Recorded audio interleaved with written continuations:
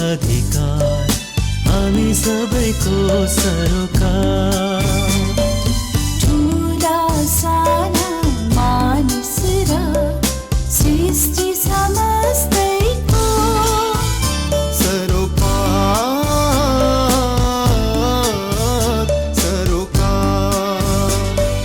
बाल अधिकार हामी सबैको सरोकार। नमस्कार, कार्यक्रम बाल सरोकारको आजको अङ्कमा यहाँलाई हार्दिक स्वागत गर्छु। स्थानीय तहको निर्वाचन आउने वैशाख 30 गतेको लागि तय भइसकेको छ र निर्वाचनको तयारीका क्रममा, निर्वाचनकै बेलामा, निर्वाचन पछिको समयमा यो निर्वाचनमा संलग्न हुने विभिन्न पक्षहरूबाट नेपालमा भएका कुनै पनि समूह, वर्ग, समुदाय, तह, तबकाको भावनामा ठेस पुग्ने कुनै पनि काम नहोस् भन्नका लागि, सँगसँगै कानून विपरीतका कुनै पनि गतिविधि कसैबाट पनि नहोस् भन्नका लागि निर्वाचन आयोगले आचार संहिता पनि ल्याउने तयारी गरिरहेको छ। र यही सन्दर्भमा यो यसपालिको स्थानीय तहको निर्वाचनमा बालबालिकाको अधिकार कुनै पनि पक्षबाट उल्लङ्घन नहोस् भन्नका लागि, बाल अधिकार सुनिश्चित होस् भन्नका लागि यो आचार संहिताले के कस्ता कुराहरूलाई समेटेको छ भन्ने बारेमा आज हामीले निर्वाचन आयोगका प्रमुख निर्वाचन आयुक्त दिनेश कुमार थपलियासँग कुराकानी गरेका छौं। कुनै पनि मुलुकको राजनीतिले ती मुलुकमा बस्ने मानिसहरूको जीवनमा प्रत्यक्ष असर पारेको हुन्छ, चाहे ती बालबालिका हुन् वा ज्येष्ठ नागरिक। बालबालिकाको कुरा गर्दाखेरि हामीले यसभन्दा अगाडिका थुप्रै निर्वाचनहरूमा देखिसक्यौं कि कुनै न कुनै रूपमा उनीहरू अनुचित रूपमा संलग्न भइरहेका हुन्छन्, जानेर वा नजानेर। यसपालिको स्थानीय तहको निर्वाचनमा बालबालिकाको अनुचित संलग्नता नरहोस् भन्ने सुनिश्चितताका लागि निर्वाचन आयोगले के कस्ता कामहरू गरिरहेको छ त? यसैको जवाफ हामीले सबैभन्दा पहिले प्रमुख निर्वाचन आयुक्त दिनेश कुमार थपलियाबाट जान्ने प्रयास गर्यौं। यसमा चाहिँ मूल कुरा भनेको राजनीतिक गतिविधिहरूमा, राजनीतिक क्रियाकलापहरूमा बालबालिकाहरूको प्रयोग गरिनुहुन्न। यसको निम्ति जुन निर्वाचन सम्बन्धी र दल सम्बन्धी कानुन छन् त्यसले 18 वर्ष उमेर पुरा नभएको कुनै पनि व्यक्ति कुनै पनि दलको सदस्य हुन नपाउने व्यवस्था गरेको छ। त्यसका अतिरिक्त बालबालिकालाई शिक्षा दीक्षा दिने शिक्षक शिक्षिका जो हुनुहुन्छ उहाँहरू पनि कुनै पनि दलको सदस्य हुन नपाउने स्पष्ट कानुनी व्यवस्था छ। यसले हाम्रा विद्यालयहरू दलीय राजनीतिबाट मुक्त हुनुपर्दछ भन्ने कुरालाई स्पष्ट गर्छ। त्यसै गरेर हाम्रो नेपालको संविधान र बालबालिका सम्बन्धी ऐन र विशेष गरेर अहिले विद्यालयको सम्पूर्ण अधिकार स्थानीय तहमा गएको सन्दर्भमा हरेक स्थानीय तहले जुन बाल मैत्री स्थानीय शासन भन्ने अवधारणा स्थापित गरेका छन्, यसले पनि विद्यालय वास्तवमै शान्ति क्षेत्र हुन् र बालबालिका भनेका त्यही शान्ति क्षेत्रका दूत हुन् भन्ने कुरालाई स्पष्ट गर्छ। जहाँसम्म निर्वाचनको सवाल छ, कुनै पनि बालबालिकाले 16 वर्ष पुगेपछि नागरिकताको अधिकार प्राप्त गर्दछन्, नागरिकता पाउँछन्। नागरिकता पाउने बित्तिकै आफ्नो अन्य पहिचान सहितको कागज लिएर बालबालिकाहरू जिल्ला निर्वाचन कार्यालयमा वा आयोगले तोकेको कुनै ठाउँमा गए भने उनीहरूले मतदाता नावलीमा नाम दर्ता गर्न पाउँछन्। अर्थात् 18 वर्ष पुगेपछि मत हाल्न पाउने, 16 वर्ष पुगेका बालबालिकाहरू मतदानको निम्ति तयारी छन् भन्ने अवस्थाको हामीले कानुनत सिर्जना गरेका छौँ। र यस अनुसार जब बालबालिकाहरू बालिग हुन्छन् अर्थात् 18 वर्ष पुग्छन्, अहिले हामीले प्रत्येक निर्वाचनमा निर्वाचन हुनुभन्दा अघिल्लो दिन 18 वर्ष उमेर पुगेका बालबालिकाहरू जो नागरिकता प्राप्त गरेर आफ्नो नाम मतदाता नावलीमा दर्ता गराएका छन् उनीहरू मताधिकार प्रयोग गर्न पाउँछन् भन्ने व्यवस्था गरेका छौँ। त्यसैले बालबालिकाबाट उन्मुक्ति भएको भोलिपल्ट हैन, बालिग भए हुने बित्तिकै उनीहरू एउटा राज्य सञ्चालन गर्ने एउटा महत्त्वपूर्ण विधि निर्वाचनको विधिमा उनीहरू संलग्न हुन सक्छन्। त्यसै गरेर विद्यालयहरूलाई कुनै पनि किसिमको राजनैतिक गतिविधिमा संलग्न हुन नदिने र बालबालिकाहरूलाई कुनै पनि किसिमको राजनीतिक क्रियाकलापमा, जस्तो निर्वाचनको समयमा विभिन्न किसिमका र्यालीहरू, आमसभाहरू हुन सक्छन्, हाम्रा सार्वजनिक ठाउँहरू धेरै नभएको सन्दर्भमा निर्वाचनको बेलामा यो चाहिँ सार्वजनिक विद्यालयका चाहिँ संरचनाहरू, त्यहाँका चाहिँ जग्गा जमिन, कम्पाउन्डहरू अथवा अन्य स्रोत साधनहरू प्रयोग हुन सक्दछन्। यी सबै कुराहरू सम्पूर्ण रूपले निषेध गरिएको छ। त्यसकारण निर्वाचनमा बालबालिकाको प्रयोग एक किसिमले दण्डनीय हुन्छ र त्यो कसैले पनि गर्न पाउँदैन भन्ने कुरा स्पष्ट गरिएको स्थिति छ। अब त्यसै गरेर यो एउटा कुरा चाहिँ मैले यहाँ के स्पष्ट गर्नुपर्छ भने प्रत्येक 5-5 वर्षमा प्रत्येक तहको निर्वाचन हुन्छ र निर्वाचनको समयमा हामीले मतदान गर्नको निम्ति मतदान स्थलहरू, मतदान केन्द्रहरू व्यवस्था गर्छौँ र त्यो मतदान स्थल, मतदान गर्ने ठाउँ, केन्द्र चाहिँ सार्वजनिक विद्यालयहरू नै प्रयोग गर्दै आइएको छ। यो चाहिँ 5 वर्षमा एकपल्ट मात्रै प्रयोग हुने ठाउँ भएको हुनाले अहिले तत्कालै निर्वाचन आयोगले गर्ने एक्टिभिटी पनि यो सामान्य एक्टिभिटी हो, 2-3 दिन यसले डिस्टर्ब गर्छ नै, यसलाई पनि निषेधै गर्न सकिने अवस्था छैन। यसको विषयमा पछि सोच्न सकिएला, तर अन्यत्र ठाउँमा लगेर निर्वाचन गर्न सकिने अवस्था छैन। र यो चाहिँ के हो भने आयोग एउटा संवैधानिक निकाय भएकोले आयोगले निर्वाचन प्रयोजनको निम्ति ती स्रोत साधनहरूको प्रयोग गरेको मात्र हो। यसले बालबालिकालाई असर गर्ने भन्ने कुनै पनि व्यवहार गर्न खोजिएको होइन। त्यसकारण म निर्वाचन आयोगको पर्सपेक्टिभबाट म के भन्न चाहन्छु भने यथार्थमा हाम्रा संविधान, हाम्रा कानुनहरूले जुन बालबालिकालाई जुन अधिकार दिएको छ त्यसलाई संरक्षण गर्नु सबैको दायित्व हो, सबैको जिम्मेवारी हो। हामी बालमैत्री निर्वाचनको पक्षमा छौँ।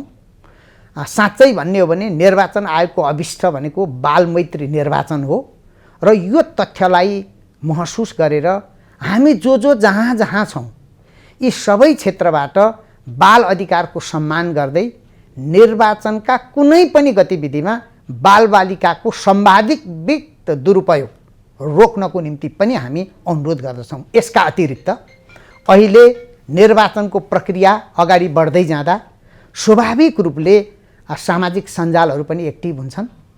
सामाजिक सञ्जालमै पनि बालबालिकाहरूलाई प्रयोग गरेर विभिन्न ढङ्गले यो चाहिँ निर्वाचनका गतिविधिहरू अगाडि बढाउने अवस्था सिर्जना हुन सक्छ, अथवा आफ्ना कुनै अभिभावकहरूले आफूलाई मत माग्नको निम्ति पनि विभिन्न ढङ्गले विभिन्न कुराहरू लेखेर बालबालिकाको प्रयोग गर्न सक्ने सम्भावना पनि हुन्छ। यसलाई पनि अत्यन्त नजिकबाट अनुगमन गर्दै सम्पूर्ण रूपले बालमैत्री पद्धतिलाई अनुसरण गर्नको निम्ति हामी आग्रह पनि गर्दछौँ र यो जरुरी पनि छ। आचार संहिताहरू ल्याइन्छन्, नियमहरू बनाइन्छन्, तर ती नियमहरू उल्लङ्घन भयो नभएको, आचार संहिता विपरीत काम भयो नभएको बारे यसपालि निर्वाचन आयोगले कसरी अनुगमन गर्ने तयारी गरिरहेको छ त? अब निर्वाचनलाई यिनै कुराहरू लक्षित गरेर सम्पूर्ण रूपले विद्यालयको स्रोत साधन, शिक्षकहरू, त्यहाँका कर्मचारीहरू र अन्य सबै क्षेत्रबाट स्रोत साधनको निर्वाचनमा अनधिकृत ढङ्गले प्रयोग गर्न पनि नहुने र बालबालिकालाई प्रयोग गर्न पनि नहुने जुन आचार संहिता आयोगले बनाएको छ यो एउटा कानुनी र नैतिक बन्धन पनि हो। आचार संहिताको पालनाको सन्दर्भमा बालबालिका लक्षित सार्वजनिक अथवा सामुदायिक विद्यालय लक्षित त्यहाँका काम गर्ने शिक्षक तथा कर्मचारीहरू लक्षित जे जस्ता क्रियाकलापहरू छन् त्यसलाई हामी के मात्रै अनुरोध गर्दछौँ भने यो विषय तपाईहरू आफैले मनन गरौँ। आफूले आफ्नो अनुगमन गर्नुभन्दा गतिलो अर्को अनुगमन हुनै सक्दैन। के तपाईले निर्वाचनको सन्दर्भमा बालबालिकाप्रति न्याय गर्नुभएको छ? के तपाईले आचार संहितामा उल्लेखित कुराहरू पालना गर्नुभएको छ? आफैलाई सोध्नुहोस् र त्यसलाई रोक्नुहोस्। यदि तपाईले सक्नु भएन भने हाम्रा संयन्त्रहरू त्यहाँ क्रियाशील हुन्छन् र कुनै संयन्त्र मार्फत त्यो कुरो जानकारी भयो भने कारबाही गर्नुपर्ने अवस्था हुन्छ र त्यति बेर आयोगले गर्ने कारबाही अलिकति कठोर कारबाही पनि हुन सक्दछ। मैले यो सामान्य जानकारी मात्रै गराउन चाहन्छु। यी सबै कुराहरू लेखिएका छन्। त्यसैले म निर्वाचन आचार संहिताको सन्दर्भमा बालबालिका लगायत अन्य इस्युहरूमा जे कुरो त्यहाँ उल्लेख गरिएको छ त्यसलाई पालना गर्नु सबैको नैतिक दायित्व र जिम्मेवारी हो। यदि कहीँ कतैबाट उल्लङ्घन भयो भने त्यसको जानकारी पाउन साथ कारबाही गर्नको निम्ति हाम्रा संयन्त्रहरू क्रियाशील हुन्छन्। हामी कारबाहीको प्रक्रिया अगाडि बढाउँछौँ। यसअगाडिका थुप्रै निर्वाचनहरूमा हामीले कुनै न कुनै रूपमा बालबालिकाको अनुचित संलग्नता रहेको देखेकै छौँ। निर्वाचन अगाडि उम्मेद्वारको प्रचार प्रसारमा, निर्वाचनकै बेलामा, निर्वाचन सकिसकेपछि पनि यो विरोध जुलुसहरूमा, विजय जुलुसहरूमा बालबालिकालाई विभिन्न बहानामा संलग्न गराएको हामीले पाएका छौँ। यस्ता क्रियाकलापहरू गैर कानुनी हुन्, कानुनी रूपमा दण्डनीय पनि छन्।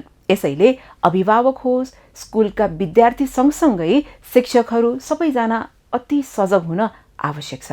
अब यो आचार संहिताको उल्लङ्घन भयो भने यसमा जुन उम्मेदवारको पक्षमा त्यो गरिएको हुन्छ त्यो उम्मेदवारलाई स्पष्टीकरण सोध्ने, उम्मेदवारी रद्द गर्ने र निर्वाचित भएको छ भने त्यो निर्वाचन समेत बदर गर्न सक्ने अधिकार कानुनले आयोगलाई दिएको छ। हामी यथेष्ट प्रमाण भएमा बालबालिकाको दुरुपयोग, सार्वजनिक सम्पत्तिको दुरुपयोग लगायत आचार संहितामा उल्लेख भएका कुनै पनि विषयको यो चाहिँ उल्लङ्घनलाई निर्वाचन कसुर ठानी त्यसलाई कारबाही गर्न निर्वाचन आयोग प्रतिबद्ध छ। पहिलेको तुलनामा अहिलेका किशोर किशोरीहरू बढी सजग छन्, बढी सचेत छन्। विभिन्न बाल क्लबहरूमा उनीहरू आबद्ध छन्। राष्ट्रिय किशोरी सञ्जाल, राष्ट्रिय किशोर सञ्जालमा उनीहरू आबद्ध रहेर मुलुकको राजनीति बुझ्ने प्रयासमा उनीहरू अहिले छन्। यसैले यो सिन्धुली भयो, दोलखा लगायतका केही जिल्लाका किशोर किशोरीहरूले हामीलाई केही समय अगाडि एउटा जानकारी दिएको थियो। विद्यालयहरूमा अहिले नै विभिन्न दलका व्यक्तिहरू पुगेर विद्यार्थीलाई सदस्यता दिन थालिएको छ र कतिलाई त थाहा छ त्यो के गरिरहेको भनेर, कतिपय विद्यार्थीहरूलाई यो के भइरहेको, किन त्यसको सदस्यता लिनु, त्यो सदस्यता लिएपछि के हुन्छ भन्ने बारेमा केही पनि जानकारी नभइकन पनि उनीहरूले विभिन्न दलको सदस्यता लिइरहेको भनेर हामीलाई यसबारेमा केही जानकारी र केही सूचना सामग्रीहरू ती किशोर सञ्जाल अनि किशोरी सञ्जालका भाइ बहिनीहरूले पठाएका थिए। यस्तो बेलामा अब निर्वाचन आयोगको कदम कस्तो हुन्छ त? ठिक छ। अब जानकारी आउन साथ त्यसको नियन्त्रणको लागि हामी सबै संयन्त्रहरू क्रियाशील हुनुपर्छ। म विशेषतः हाम्रा अभिभावकहरूज्यूलाई पनि म अनुरोध गर्न चाहन्छु। राजनीतिक दलहरूलाई हामीले यो विषयमा स्पष्ट रूपमा भनिसकेका छौँ। विद्यालयमा प्रवेश गर्नको निम्ति पक्कै पनि शिक्षकको अनुमति आवश्यक पर्दो हो। शिक्षकहरू साथीहरूलाई पनि हामी अनुरोध गर्दछौँ, तपाईँहरूले कानुन बुझ्नु भएको छ, आचार संहिता पढ्नु भएको छ र तपाईँले आफ्नो कर्तव्य पनि बुझ्नु भएको छ। त्यसकारण तपाईँले कर्तव्य पालना गरिदिनुहोस्। जो कलिला बालबालिकाहरू छन् कुनको सदस्य हुँदा के हुन्छ भन्ने कुरो बुझ्दैनन् र उनीहरूको अधिकारलाई सम्मान गर्नु हामी सबैको कर्तव्य हो। यस्ता कलिला बालबालिकाहरूलाई अनधिकृत र अनावश्यक काममा संलग्न गराएर यो कुनै पनि राजनीतिक दलले जित्दैन मेरो विचारमा। र यस्ता कार्यमा संलग्न हुने मान्छेले पनि आफूलाई गर्व गर्न लायक काम गर्दैन। त्यसो भएको हुँदा म अभिभावकहरूलाई सतर्क रहन, सम्पूर्ण विद्यार्थी भाइ बहिनीहरूलाई आफ्नो शिक्षण सिकाइ र एउटा विद्यार्थीको हैसियतले, एउटा बालबालिकाको हैसियतले आफूले पाउने सम्पूर्ण अधिकारको प्रयोग गर्नेतर्फ मात्र ध्यान दिन, केन्द्रित हुन र कहीँ कतै कसैबाट झुक्यानमा त्यस्तो भएको छ भने त्यसलाई समयमै जानकारी गराएर त्यस्ता प्रवृत्तिहरूलाई निरुत्साहित गर्न सहयोग गरिदिनको निम्ति अनुरोध गर्छु।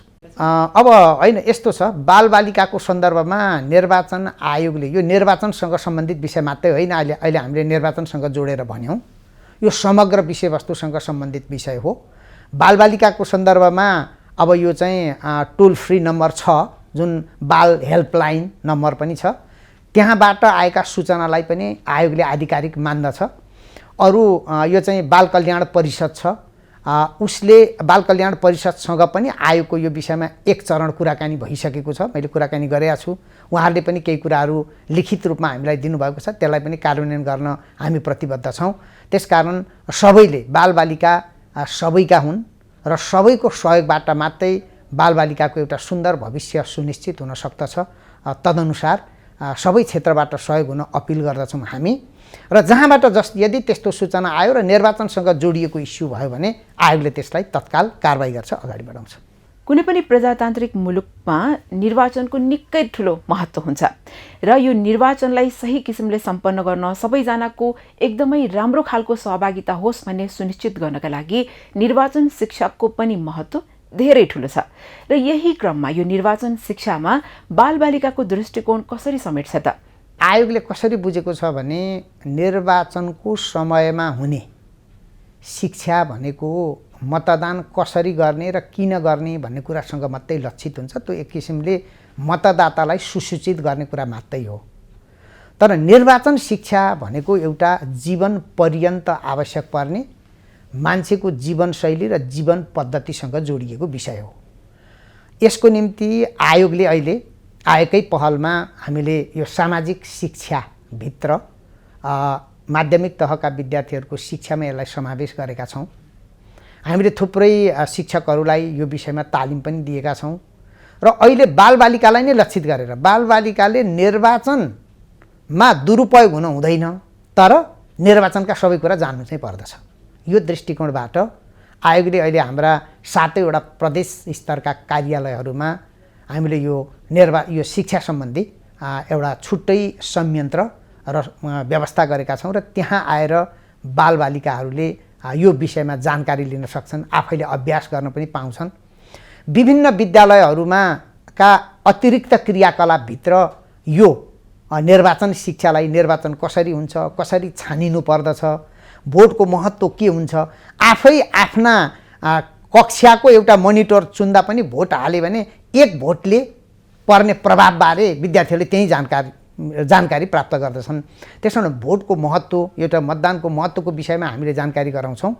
साथसाथै अहिले निर्वाचन आयोगले यो चाहिँ माध्यमिक तहको शिक्षामा मात्रै होइन, विश्वविद्यालयको शिक्षामा यसलाई समावेश गर्न सम्झौता गरेर केही विश्वविद्यालयमा यसलाई अनिवार्य गरिसकेको छ। र त्योभन्दा महत्त्वपूर्ण कुरा, ती बालबालिका जब 18-20 वर्ष पुगिसकेपछि एउटा सार्वजनिक जागिरमा प्रवेश गर्न खोज्दछन्, उनीहरूले कुनै पनि प्रतिस्पर्धात्मक परीक्षामा जाँच दिँदा निर्वाचन सम्बन्धी विषयलाई हामीले अनिवार्य गर्ने गरी विभिन्न लोकसेवा आयोगसँग समन्वय गरेर र विभिन्न तालिम दिने संस्थाहरूसँग समन्वय गरेर हरेक सन्दर्भमा निर्वाचनको विषय, तालिम कार्यक्रममा एउटा विषय निर्वाचनको, लोकसेवाको पाठ्यक्रममा निर्वाचनको विषय, स्कुलको पाठ्यक्रममा निर्वाचनको विषय, विद्यालय महाविद्यालयमा पढ्न चाहने विद्यार्थीहरूको निम्ति निर्वाचन शिक्षासँग रिलेटेड निर्वाचन, लोकतन्त्र आदि इत्यादि विषयसँग चाहिँ सम्बन्धित कुराहरू गर्ने हो। किन यो भनिराखेका छौँ हामी भने यो सुशासनको आधार हो। निर्वाचन हामीले खोजेको सुशासन हो, हामीले खोजेको समृद्धि हो। निर्वाचन गतिलो भयो भने हामीले गतिलो शासन पाउँछौँ र समृद्धि हात लाग्छ। यो कुरा बालबालिकाले बेलैमा जान्नु पर्दछ र आफ्नो चाहिँ यो चाहिँ उमेर अनुसार यसलाई उनीहरूले प्रयोग गर्दै जानुपर्छ भन्ने आयोगको सोचाइ हो। 18 वर्ष पुगेपछि त छान्ने अधिकार पाउँछन्, 21 वर्ष पुगेपछि आफै छानिन्छु भन्न पाउँछन्, शासनमा सहभागी हुन पाउँछन् भने उनीहरूले त्यो चाहिँ 18 वर्ष पुग्नुभन्दा अगाडि नै निर्वाचनको महत्त्व बुझे भने बल्ल निर्वाचनमा सही उम्मेदवार छान्ने कुरामा उनीहरू सरिक हुन सक्छन्। यसलाई एउटा समग्रताभित्र हेरिनु पर्दछ, बुझिनु पर्दछ र तदनुसार नै यसलाई समावेश गर्नुपर्छ भन्ने विषय आयोगको तेस्रो पञ्चवर्षीय रणनीतिभित्र पनि त्यो समावेश गरिएको छ। त्यही रणनीतिक योजना अन्तर्गत पनि हामीले यी क्रियाकलापहरू सञ्चालन गरिराखेका छौँ।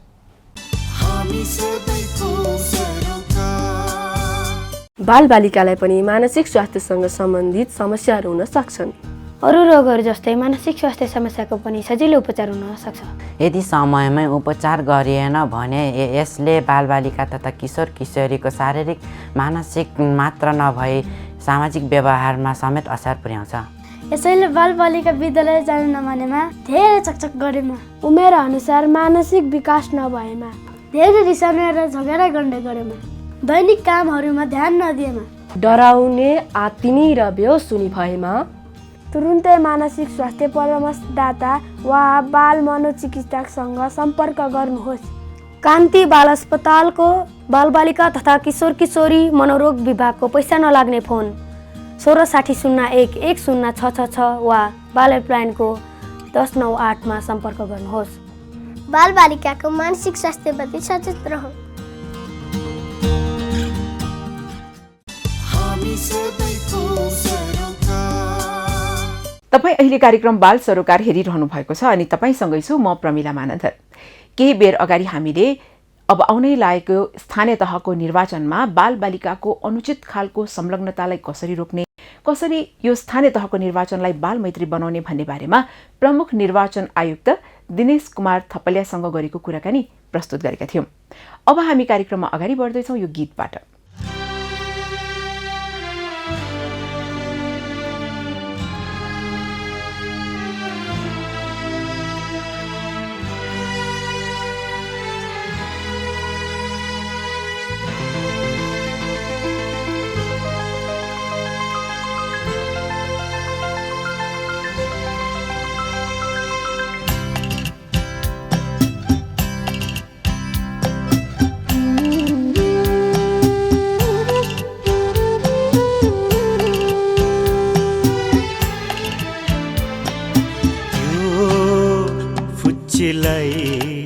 जब देखे एउटा जाडो याममा मैले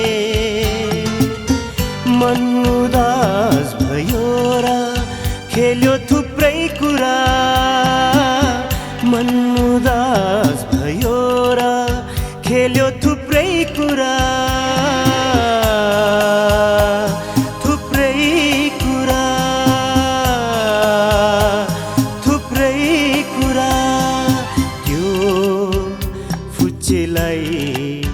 जब देखे एउटा जाडो याममा मैले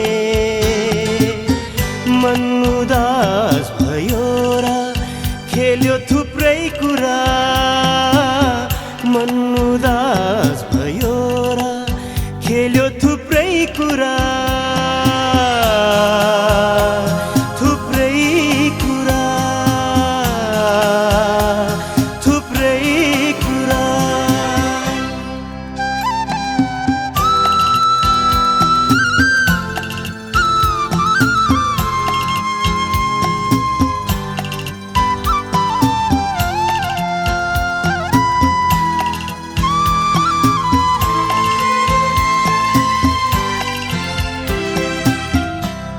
कहाँ होलिन् आमा,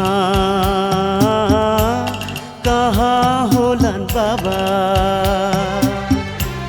कहाँ होलिन् आमा, कहाँ होलान् बाबा, गए कता दाजु दिदी, कहाँ भाइ बहिनी, गए कता दाजु दिदी, कहाँ भाइ बहिनी, त्यो फुच्चेलाई जब देखे एउटा धुम्म दिनमा मैले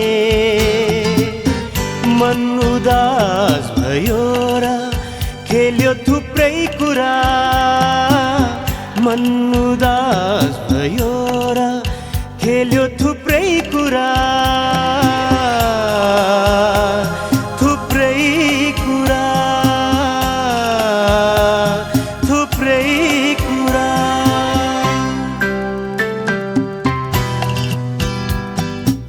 बालबालिकालाई श्रममा लगाउनु अपराध हो। यसैले तपाईले पनि कहीँ कोही बालक वा बालिका श्रममा लागिरहेको देख्नु भएमा वा उनीहरू कुनै जोखिमपूर्ण अवस्थामा रहेको लागेमा तत्कालै बाल हेल्पलाइनको फोन गर्दा पैसा नलाग्ने नम्बर 1098 मा खबर गर्नुहोला। यो नम्बरमा तपाईले फोन गर्ने बित्तिकै बालक वा बालिकालाई आवश्यक उद्धार परामर्श वा सहयोग दिन्छ। खायो होला त्यसले के, खेल्यो होला के, सुत्यो होला कुन सिरानीमा, कस्तो सपना देख्ला, सुत्यो होला कुन सिरानीमा, कस्तो सपना देख्ला, त्यो फुच्चेलाई जब एउटा कालो रातमा मैले मन उदास भयो र खेल्यो थुप्रै कुरा, मन उदास भयो र खेल्यो थुप्रै कुरा, थुप्रै कुरा खेल्यो, थुप्रै कुरा खेल्यो, थुप्रै कुरा। हामी सबैको सरोकार। यो सँगै आजलाई हामी कार्यक्रम बाल सरोकारको आजको अङ्कको अन्त्यमा आएका छौँ। यतिन्जेलसँगै रहनु भएकोमा धेरै धन्यवाद। अनि के तपाईँले हाम्रो युट्युब च्यानल 7 बाल सरोकार सब्सक्राइब गर्नुभएको छ? कृपया हाम्रो च्यानललाई सब्सक्राइब गरेर मद्दत गर्न सक्नुहुन्छ। अनि कार्यक्रमहरू हेरिसकेपछि मन परेमा लाइक अनि सेयर गर्न नभुल्नुहोला। कार्यक्रमबारेका विचारहरू कमेन्ट गर्न सक्नुहुन्छ। अब अर्को साता अरू नै विषयवस्तु लिएर कार्यक्रममा हामी फेरि फर्कनेछौँ। त्यतिन्जेलसम्मका लागि साथीहरू गणेश सिंह ठकुरी र रमिता छुजुसँगै म प्रमिला मानन्धर पनि बिदा हुन्छु। नमस्कार।